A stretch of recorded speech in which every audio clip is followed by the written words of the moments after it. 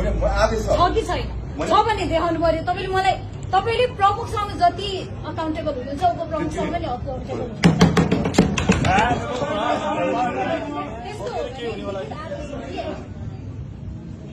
मलाई चाहिँ लिखित आदेश छ होइन। तपाईँले यहाँ यति धेरै जनप्रतिनिधि तपाईँको समकालीन साथीहरू सबैजनालाई मैले लिखित आदेश छ कि छैन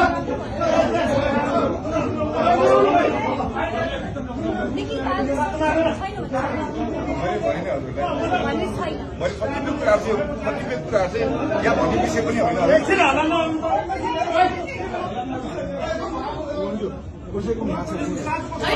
आदेश दिने हो भने लिखित आदेश हुनु पर्यो कि त मौखिक आदेश हो भने पनि आफू आएर भन्नुपर्छ होला।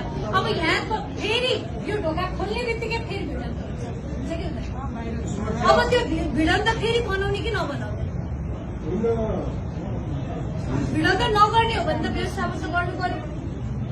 अब त्यो व्यवस्थापन गर्नको लागि मैले तपाईँलाई उपप्रमुखको हिसाबले यहाँ निर्देशन दिइसके व्यवस्थापन गर्नु भनेर अझै तपाईँले केही कुरामा स्ट्रिक हुनुहुन्छ भने प्रमुखले अगाडि आउनु पनि सबैलाई जवाब दिनु पर्यो।